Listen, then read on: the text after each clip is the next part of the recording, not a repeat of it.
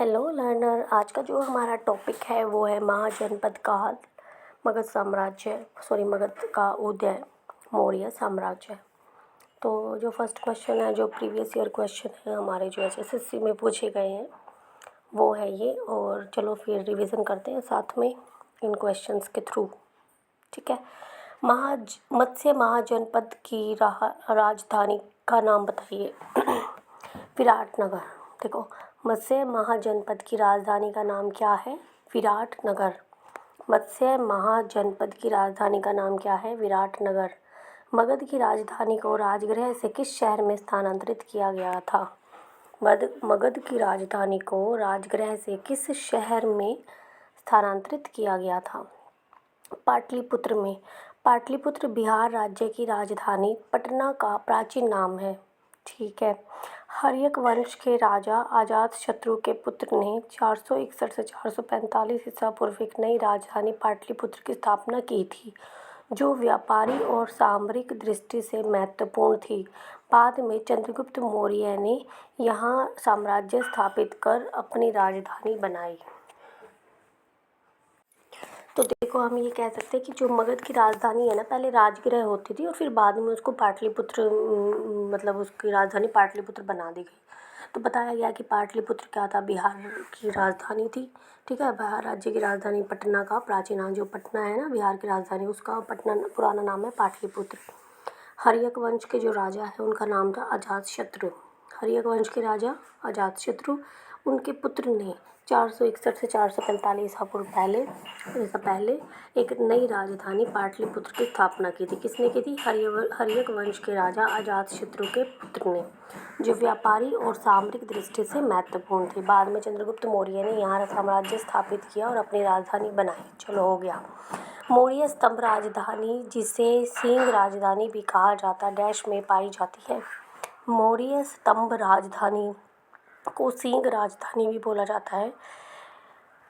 ये कहाँ पाई जाती है? ये पाई जाती है सारनाथ में। सारनाथ, मौर्य स्तंभ की राजधानी, जिसे सिंह राजधानी भी कहा जाता है, कहाँ पाई जाती है? सारनाथ में। सारनाथ में अशोक ने जो स्तंभ बनवाया था उसके शीर्ष भाग को, मतलब टॉप भाग को, सिंह चतुर्मुख कहते हैं। मतलब वहाँ पे 4 सिंह वाली तस्वीर है। इस मूर्ति में 4 भारतीय सिंह है। ठीक है। भारत के 4 शेर है। अशोक स्तंभ अब भी अपने मूल स्थान पर स्थित है, जहाँ पर था वहीं पे अभी भी, किंतु उसका यह शीर्ष भाग सारनाथ के संग्रहालय में रखा हुआ है। जो उसका टॉप वाला भाग है ना, सिंह चतुर्मुख, वो सारनाथ के म्यूजियम में रखा हुआ है। तो मौर्य स्तंभ की राजधानी को, क्योंकि 4 सिंह थे तो सिंह राजधानी भी बोला जाता है। और ये कहाँ पे है? सारनाथ में है, क्योंकि सारनाथ में ही के म्यूजियम में जो है ये रखा हुआ है, ऊपर वाला टॉप वाला पार्ट। ठीक है। नेक्स्ट है अपना, नालंदा विश्वविद्यालय का निर्माण किसके समय में हुआ? तो नालंदा विश्वविद्यालय का जो निर्माण है वो कुमारगुप्त के टाइम में हुआ था। कुमारगुप्त के टाइम में नालंदा विश्वविद्यालय बिहार में पटना, जिसको पाटलिपुत्र बोला जाता था पहले, जिसको हर्यक वंश के राजा अजातशत्रु के पुत्र ने बसाया था। ठीक है। नालंदा विश्वविद्यालय बिहार में पटना के पास लगभग 50 किलोमीटर की दूरी पर है। ठीक है जी। इसका निर्माण गुप्त काल के शासक कुमारगुप्त के समय में हुआ था। कुमारगुप्त कौन था? गुप्त काल का शासक था। वर्ष 2016 में इसे विश्व विरासत स्थल की धरोहर सूची में शामिल किया गया। किसको शामिल किया गया? नालंदा विश्वविद्यालय को। तो क्या क्वेश्चन है हमारा? नालंदा विश्वविद्यालय बिहार में पटना के पास 50 किलोमीटर की दूरी पर है। इसका निर्माण गुप्त काल के जो शासक है कुमारगुप्त ने किया। किसका निर्माण? नालंदा विश्वविद्यालय का। वर्ष 2016 में इसे विश्व विरासत स्थल की मतलब वर्ल्ड की जो विरासत स्थल है हिस्ट्री में, उसमें डाल दिया गया था। ठीक है।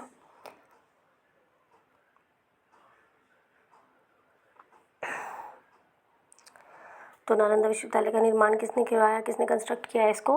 बिहार के वो क्या कहते हैं, कुमारगुप्त ने। कौन था कुमारगुप्त? गुप्त काल का शासक था। चलो, नेक्स्ट क्वेश्चन है अपना, मौर्य वंश के अंतिम शासक कौन है? बृहद्रथ की हत्या किसके द्वारा की गई थी? मौर्य वंश के अंतिम शासक बृहद्रथ की हत्या किसके द्वारा की गई थी? तो आंसर हो गया पुष्यमित्र शुंग।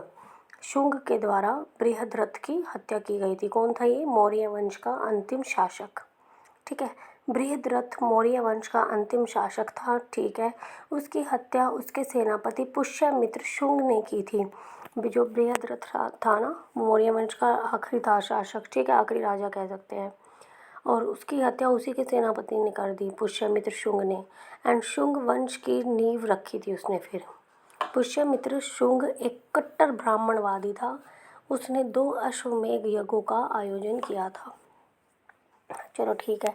चलो सबसे पहले तो क्या है, मत्स्य जनपद या फिर कह सकते हैं अपन मगध जनपद का राजधानी का नाम क्या था, विराटनगर था। मगध की राजधानी पहले राजगिरी होती थी, फिर उसका नाम क्या कर दिया गया, पाटलिपुत्र कर दिया गया, जिसको आज के टाइम में पटना बोलते हैं। मौर्य स्तंभ की राजधानी को पहले सिंह राजधानी कहा जाता था, ठीक है। ये सारनाथ में पाई जाती है। और कौन सा क्वेश्चन पूछा गया था, एचएससीसी में नालंदा विश्वविद्यालय किसने बनाया था, कुमारगुप्त ने बनाया था, गुप्त काल का शासक था ये। 2016 में इसको विश्व विरासत स्थल की धरोहर सूची में शामिल किया गया। मौर्य वंश के अंतिम शासक बृहद्रथ की हत्या किसके द्वारा की गई थी, पुष्यमित्र शुंग के द्वारा। फिर उसने शुंग अपना वंश की नींव रखी थी। और शुंग क्या था, पुष्यमित्र शुंग क्या था, कट्टर ब्राह्मणवादी था। 2 अश्वमेध यज्ञों का आयोजन किया था। शुंग वंश के मगध पर शासन करने से पहले किस राजवंश का शासन था, शुंग वंश के मगध पर शासन करने से पहले मौर्य वंश का शासन था। मौर्य वंश का अंतिम शासक कौन था, बृहद्रथ। इसकी हत्या किसने की थी, पुष्यमित्र शुंग ने। मौर्य वंश के अंतिम शासक बृहद्रथ की हत्या करके उसके सेनापति पुष्यमित्र शुंग ने शुंग वंश की नींव रखी। पुष्यमित्र शुंग कट्टर ब्राह्मणवादी था। नेक्स्ट है, महाजनपद काल में 16 महाजनपदों में से सबसे शक्तिशाली जनपद कौन सा था। तो महाजनपद काल में पहले तो ये हो जाएगा कि कितने जो है कितने महाजनपद थे, 16 महाजनपद थे, ठीक है। फिर क्या बोला इन्होंने कि इनमें से सबसे शक्तिशाली कौन सा था, तो मगध सबसे शक्तिशाली था, ठीक है। नेक्स्ट है अपना पढ़ो इसको। 16 महाजनपद में से मगध सबसे अधिक महत्वपूर्ण व शक्तिशाली जनपद उभर कर सामने आया, ठीक है जी। इसकी आरंभिक राजधानी राजगृह थी, ठीक है जी। बाद में क्या कर दिया गया, पाटलिपुत्र में स्थानांतरित कर दिया गया था। मगध पर बिंबिसार ने हर्यक वंश की स्थापना की थी, ठीक है। बिंबिसार ने की थी मगध पर हर्यक वंश की स्थापना। हर्यक वंश का राजा फिर अजातशत्रु का जो पुत्र था उसने क्या किया था, बताओ। अजातशत्रु के पुत्र ने क्या किया था, देखो, अजातशत्रु के पुत्र ने पाटलिपुत्र की स्थापना की थी, ठीक है। चलो एक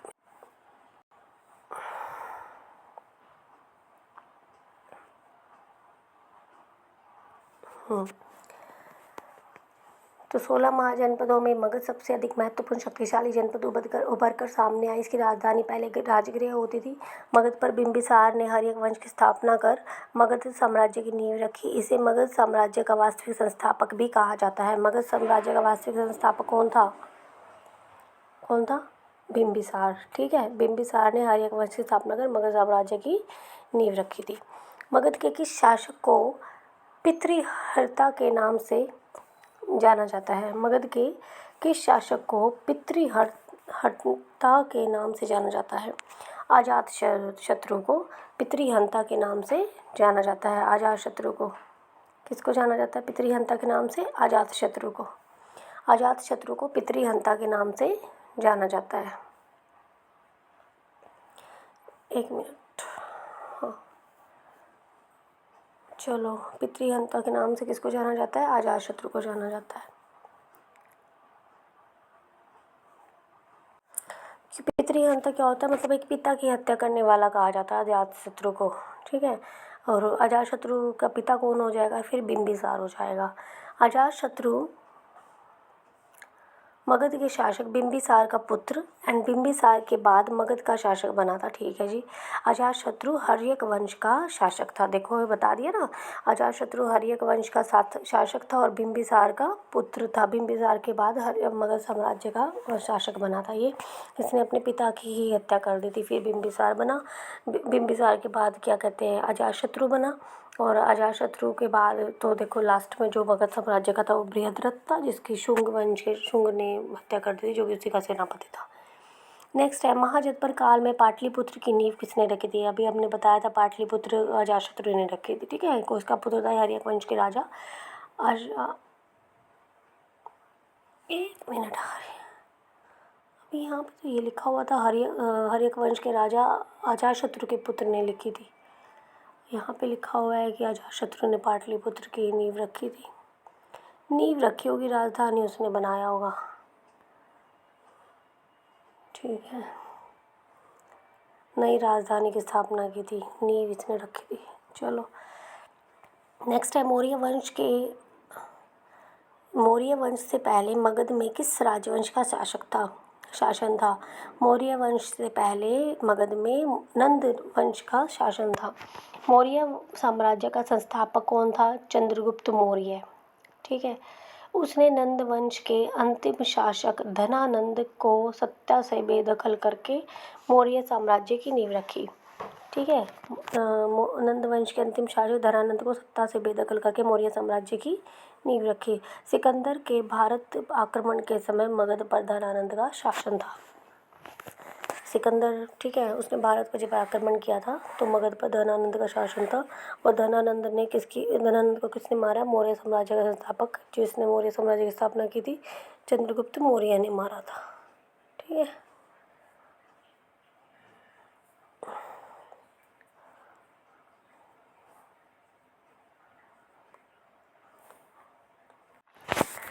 नेक्स्ट क्वेश्चन है सिकंदर और पोरस की सेनाओं ने किस नदी के तट पर युद्ध किया। सिकंदर और पोरस की सेनाओं ने किस नदी के तट पर युद्ध किया। झेलम नदी के तट पर युद्ध किया। सिकंदर और पोरस की सेना ने 326 ईस्वी पूर्व में झेलम नदी के तट पर युद्ध किया। इसमें राजा पोरस की हार हुई। विभत्सता के युद्ध को हाईडेस्पिया का युद्ध भी कहा जाता है, ठीक है। विभत्सता के युद्ध को हाईडेस्पी का युद्ध भी कहा जाता है। तो सिकंदर और पोरस की सेनाओं में झेलम नदी के किनारे पर युद्ध हुआ था, तट पर। महाजनपद काल में किस साम्राज्य द्वारा पहली बार युद्ध में हाथी का प्रयोग किया गया था। महाजनपद काल में किस साम्राज्य के द्वारा पहली बार युद्ध में हाथी का उपयोग किया गया था। वह है मगध साम्राज्य। मगध साम्राज्य में महाजनपद काल में मगध साम्राज्य द्वारा पहली बार हाथी का प्रयोग किया गया था युद्ध में। यूनानी लेखक प्लूटोर्क के अनुसार मौर्य सम्राट चंद्रगुप्त मौर्य की सेना में युद्ध में पहली बार हाथियों का प्रयोग किया गया था, ठीक है। किस शासक के पुत्र अजातशत्रु ने अपने पिता की हत्या राजगद्दी पर बैठने के लिए की थी। बिंबिसार ने।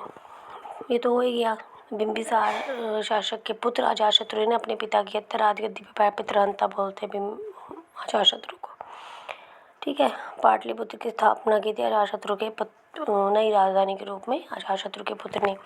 मगध पर हर्यक वंश के शासक तथा संस्थापक बिंबिसार की हत्या उसके पुत्र अजातशत्रु के द्वारा की गई थी। अजातशत्रु को इतिहास में पितृहंता, पिता की हत्या करने वाले के रूप में भी जाना जाता है। अजातशत्रु की हत्या उसके पुत्र और देखो, एक चीज़ जैसे कहते हैं ना, कर्मा लौट के आता। अजातशत्रु ने बिंबिसार की हत्या की, फिर अजातशत्रु भी जब पिता बना तो उसके खुद के पुत्र उदयीन ने उसकी हत्या की, ठीक है। अच्छा, तो अजातशत्रु का पुत्र कौन हो गया। उदयीन, जिसने पाटलिपुत्र को नई राजधानी के रूप में स्थापना की थी।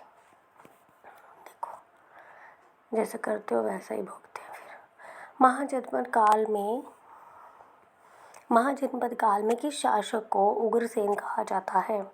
महाजनपद काल में किस शासक को उग्रसेन कहा जाता है। महापद्म नंद को।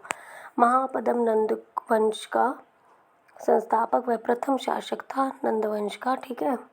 बौद्ध ग्रंथ महाबोधि वंश में उसे उग्रसेन कहा गया है।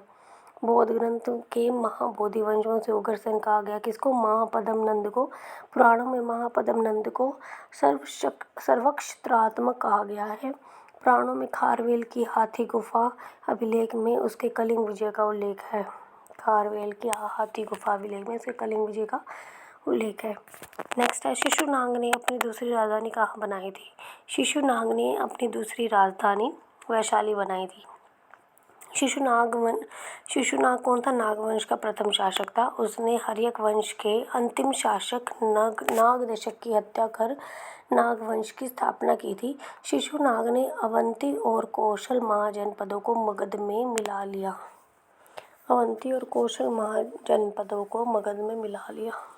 देखो, शिशुनाग ने वैशाली को अपनी दूसरी राजधानी बनाया। कौन था ये? नागवंश का प्रथम शासक था। उसने हर्यक वंश के अंतिम शासक कौन था? बताओ। बृहद्रथ। ठीक है। नाग शशक, एक मिनट, अंतिम नाग दशक की हत्या कर नाग वंश की स्थापना की।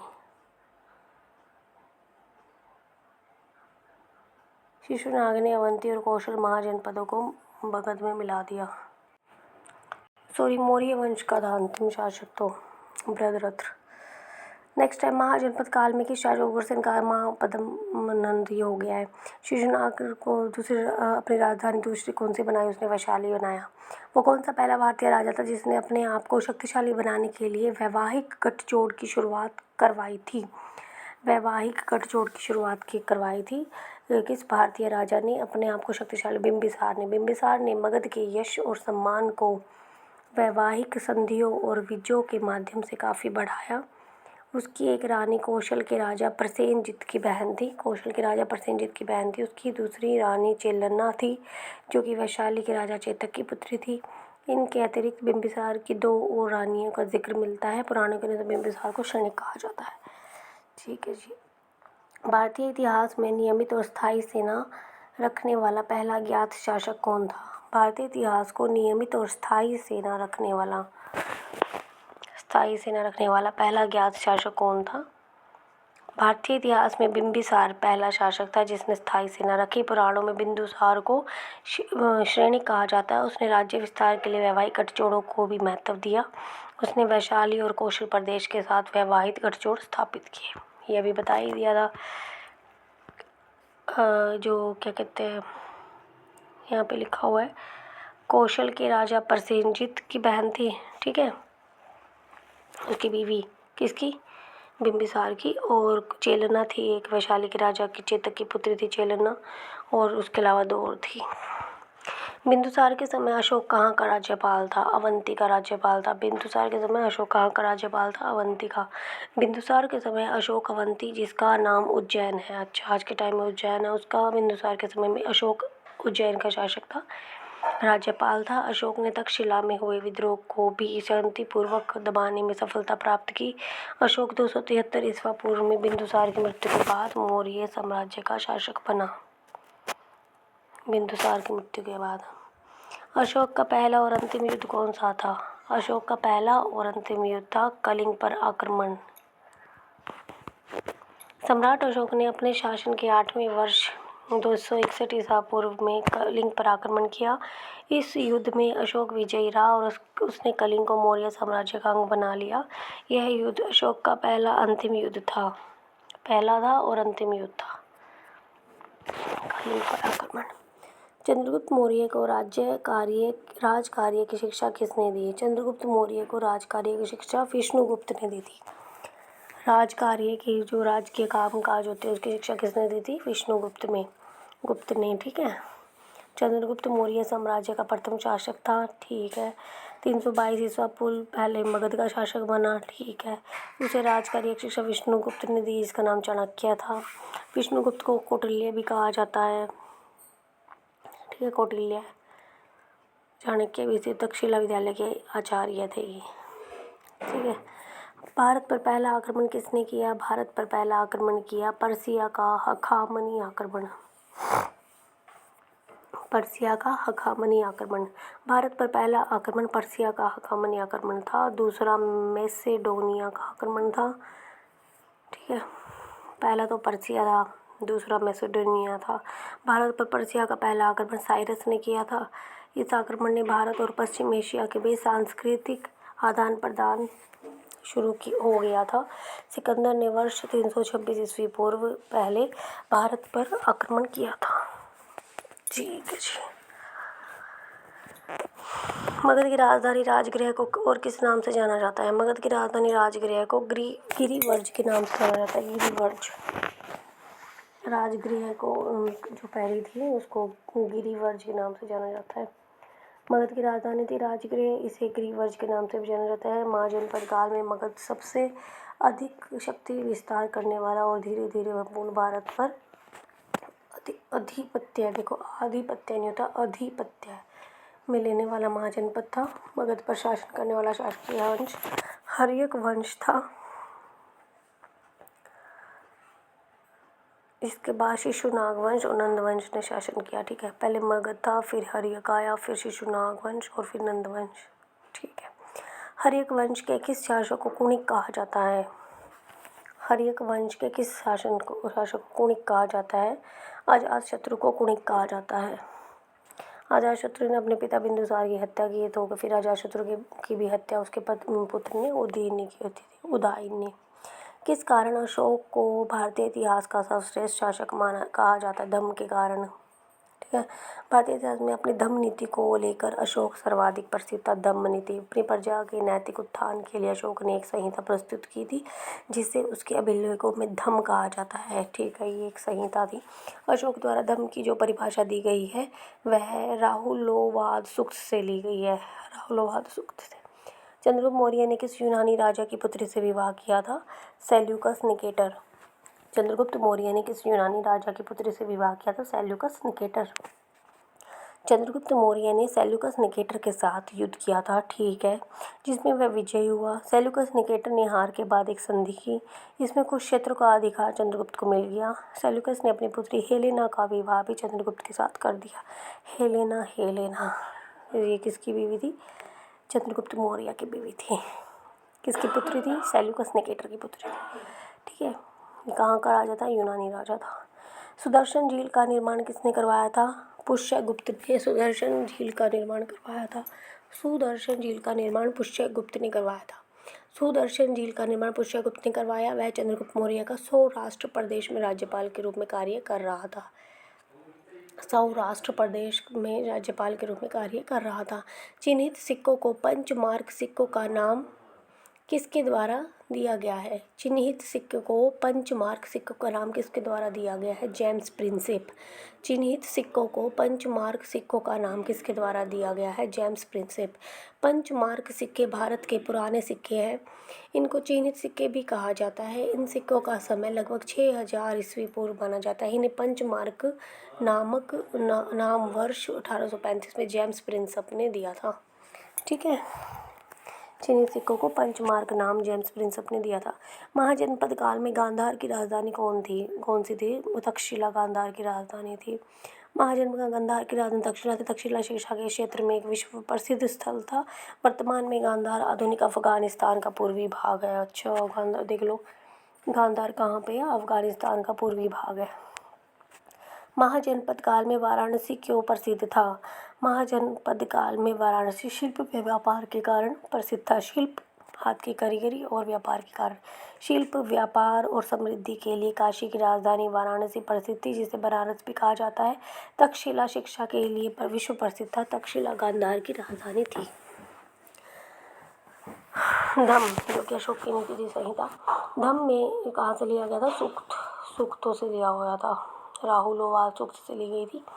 धम्म में अनुशासन के लिए अशोक ने अपने राज्यारोहण के 13 वर्ष में किन की नियुक्ति की थी? धर्म महात्म की। धम्म में अनुशासन के लिए अशोक ने धर्म महात्म की नियुक्ति की थी। ठीक है, 13 वर्ष में राज्यारोहण की। धम्म अनुशासन के लिए अशोक ने अपने कार्यकाल में धर्म महात्म्यों की नियुक्ति की। महात्म धम्म के अनुशासन संहिता को राज्य के विभिन्न हिस्सों में जनता के बीच पहुंचाते थे। नेक्स्ट है, अशोक के शिलालेखों में यूनानी और अरमाइक लिपि का प्रयोग किन अभिलेखों में किया गया है? तो यहाँ पे आएगा कंधार के अभिलेख 112। अशोक के शिलालेखों में यूनानी और अरमाइक लिपि का प्रयोग किन अभिलेखों में किया गया? कंधार के अभिलेख 112 में। अशोक के अभिलेखों में 4 भाषाओं प्राकृतिक, ईरानी, अरमाइक और पाली। अशोक के अभिलेखों में 4 भाषाओं प्राकृत, ईरानी, अरमाइक और पाली भाषाओं का उपयोग है। किस किस का उपयोग है अशोक के उसमें अभिलेखों में? बताओ, अभी पढ़ा था, 1 मिनट। 4 भाषाओं का अभिलेख है, ठीक है। कौन सी? एक तो प्राकृत है, एक ईरानी है, एक है अरमाइक, एक है पाली। प्राकृत, पाली, ईरानी और अरमाइक। मानसेहरा और शाहाबाद जो कि पाकिस्तान में, मानसेहरा और शाहाबाद से प्राप्त भी अभिलेखों में खरोष्ठी लिपि का उपयोग है। मानसेहरा और शाहाबाद से प्राप्त अभिलेखों में खरोष्ठी लिपि का भी उपयोग है। कंधार अभिलेख में यूनानी और देखो ये बता रखा है जो अभी अशोक के अभिलेख थे उसमें 4 भाषाओं का उपयोग है, ठीक है। जो मानसेहरा, ये जो ऑप्शन नंबर ए है, मानसेहरा और शाहबाद, शाहबाजगढ़ी, शाहबाद है जो सेकंड वाला ऑप्शन, इसमें खरोष्ठी लिपि का उपयोग है। और जो कंधार अभिलेख है इसमें यूनानी और अरमाइकी लिपि का उपयोग है, जबकि अन्य सभी अभिलेखों में ब्राह्मी लिपि का उपयोग है। अशोक का प्रथम अभिलेख किसने खोजा था? अशोक का प्रथम अभिलेख खोजा था टिफिन थेलर ने। टिफिन थेलर ने अशोक का प्रथम अभिलेख खोजा था। अशोक का प्रथम अभिलेख सन 1750 में दिल्ली में खोजा गया था। इसकी खोज टिफिन थेलर ने की थी। जेम्स प्रिंसेप द्वारा अशोक के अभिलेखों को पढ़ा गया। अच्छा, जेम्स प्रिंसेप ने तो पढ़ा है, और खोज किसने की थी? पहले अभिलेख जो अशोक का, टिफिन थेलर ने। अशोक की कलिंग विजय पर वर्णन किस अभिलेख में बताया गया है? 13वें अभिलेख में। जो अशोक का 13वां अभिलेख था ना, 13 नंबर का, उसके अंदर कलिंग की विजय बताई गई है, ठीक है। 11वें अभिलेख में अशोक ने धम्म का उल्लेख किया। धम्म नीति का कौन से अभिलेख में उल्लेख किया है? 11वें में। द्वितीय अभिलेख में जो दूसरे नंबर का अभिलेख था, अशोक ने केरल पुत्र के बारे में बताया, चोल के बारे में, पंड्या के बारे में, सत्य पुत्र के आदि का उल्लेख किया है। चोल, पंड्या, सत्य पुत्र। जो तीसरा अभिलेख है उसमें अशोक ने राजयुक्त और प्रादेशिक नगर के अधिकारियों उनके कार्यों का उल्लेख किया है, ठीक है जी। चलो नेक्स्ट है अपना, यूनानी ग्रंथों में एंडोक्रोट्स किसे कहा गया है? यूनानी ग्रंथों में एंडोक्रोट्स किसे कहा गया है? चंद्रगुप्त मौर्य को। यूनानी अभिलेखों में एंडोक्रोट्स जो है चंद्रगुप्त मौर्य को कहा गया है। यूनानी ग्रंथों में एंडोक्रोट्स चंद्रगुप्त मौर्य को कहा है। चंद्रगुप्त मौर्य 322 ईस्वी पहले मगध का शासक बना, ठीक है। और उसने यूनानी शासक सेल्यूकस ने केटर की पुत्री हेलेना से विवाह किया, ये भी ठीक है। सेल्यूकस ने अपना दूत मैक्सथनीज चंद्रगुप्त मौर्य के दरबार में भेजा। मैक्सथनीज भेजा था अपने दरबार में, अपने दामाद के दरबार में, जिसने सेल्यूकस ने, केटर ने। चंद्रगुप्त मौर्य के बाद राजगद्दी पर कौन बैठा था? बिंदुसार। फिर बिंदुसार के बाद कौन बैठा? अजातशत्रु। अजातशत्रु के बाद कौन बैठा? उदयन, ठीक है।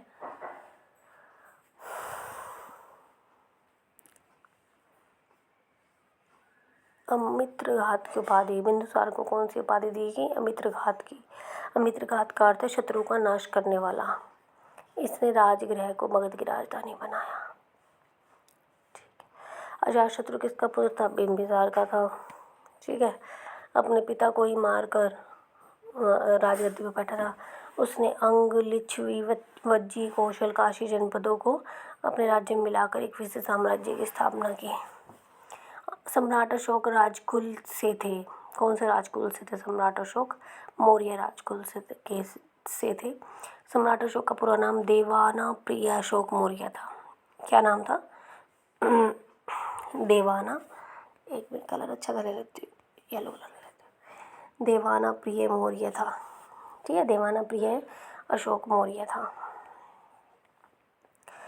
सम्राट अशोक को चक्रवर्ती सम्राट अशोक कहा जाता है। इसका अर्थ है सम्राटों का सम्राट, और यह स्थान भारत में केवल सम्राट अशोक को प्राप्त है, ठीक है।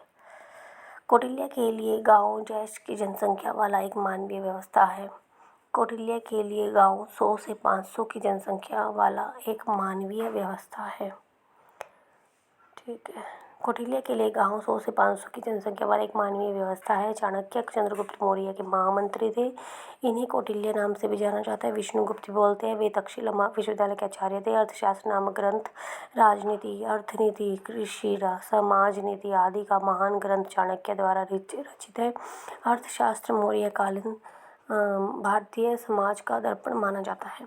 किस नदी के तट पर सिकंदर और पोरस का युद्ध हुआ? झेलम नदी के तट पर हो गया है। तो पोरस की लड़ाई झेलम नदी के तट पर हुई थी। 326 ईसा पूर्व पहले लड़ाई झेलम नदी के तट पर हुई थी, ठीक है, मई में। सिकंदर महान की सेना हिंदुकुश के पहाड़ों को पार करते हुए भारत में पहुंची। सिकंदर महान ने तक्षशिला के राजा के साथ एक सहायक संधि और उसको अपनी तरफ मिलाकर पोरस के खिलाफ अभियान किया। ईसा पूर्व 483 में प्रथम बौद्ध संगति राजगृह में हुई। ठीक है, इसकी अध्यक्षता किसने की थी? प्रथम बौद्ध संगति महात्मा बुद्ध के परिनिर्वाण के अगले वर्ष 483 से 482 ईसा पूर्व हुई थी। यह संगति मगध सम्राट अजातशत्रु द्वारा राजगृह में आहूत की गई थी। इस समिति का अध्यक्षता महाकश्यप ने की थी। सबसे पहले तो घर में ही होती है, तो राजगृह में होती अजातशत्रु ने की थी। ठीक है,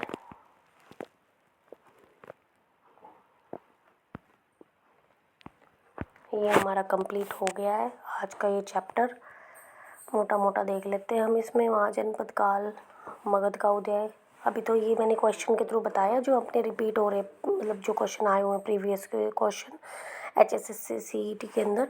लेकिन हम कोई बात नहीं, मैं ना अपना जो मैंने नोट्स बना रखे ना उसमें से भी मैं बता दूँगी कैसे क्या हुआ था, पहले क्या आया था क्या आया था। ठीक है, अभी तो ये क्वेश्चन के फॉर्म में रिवाइज चल रहा था। तो मत्स्य महाजनपद की राजधानी क्या थी? विराटनगर थी। मगध राजधानी को राजगृह से स्थानांतरित पाटलिपुत्र में। पाटलिपुत्र की नई राजधानी के रूप में स्थापना की थी किसने? अजातशत्रु के पुत्र ने। अजातशत्रु का पुत्र कौन था? उदयन था। उदयन ने अजातशत्रु को मारा। अजातशत्रु ने अपने पिता बिंदुसार को मारा। बिंदुसार का पुत्र कौन था? बिंदुसार किसका पुत्र था? चंद्रगुप्त मौर्य का। मौर्य स्तंभ राजधानी, सिंह राजधानी कहा जाता है। ये कहाँ पाए जाते हैं? सारनाथ में। उसका जो सारनाथ में जो 4 सिंह थे ना, उसमें जो शीर्ष भाग था वो संग्रहालय में पाया जाता है सारनाथ के। सिकंदर और पोरस की झेलम नदी के किनारे युद्ध हुआ था। ठीक है, मौर्य का चंद्रगुप्त मौर्य के बीच में और किसके बीच में युद्ध हुआ था? सेल्यूकस निकेटर के बीच में हुआ था। फिर अपनी बेटी हेलेना की शादी उसने उससे करा दी थी और मैक्सथनीज भी अपना दूत उसको दे दिया था चंद्रगुप्त मौर्य को। ठीक है, शिशुनाग ने अपनी दूसरी राजधानी किसको बनाया था? बताओ। वैशाली को बनाया था। महाजनपद काल में उग्रसेन किसको कहा जाता है? महापद्म नंद को कहा जाता है। नंदवंश का संस्थापक था ये।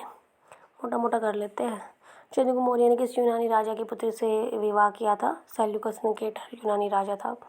सुदर्शन झील का निर्माण किसने करवाया था? ये वेरी इंपॉर्टेंट, पुष्यगुप्त ने करवाया था। सुदर्शन झील का निर्माण किसने करवाया था? पुष्यभूत ने करवाया था। पुष्यभूत ने करवाया था सुदर्शन झील का निर्माण। ठीक है, नेक्स्ट क्या है? महाजनपद काल की गांधार की राजधानी कौन सी थी? गांधार की राजधानी थी तक्षशिला। तक्षशिला क्या थी?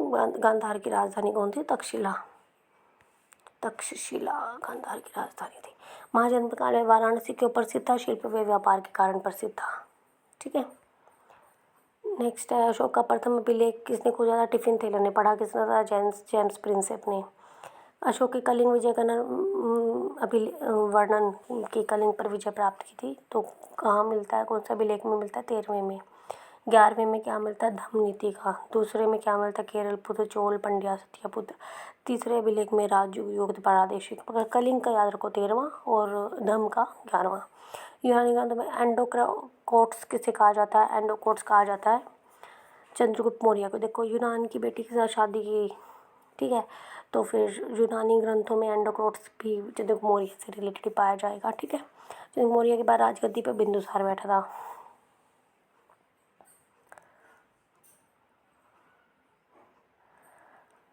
अमित्रघात की उपाधि दी हुई है बिंदुसार को, शत्रुओं का नाश करने वाला।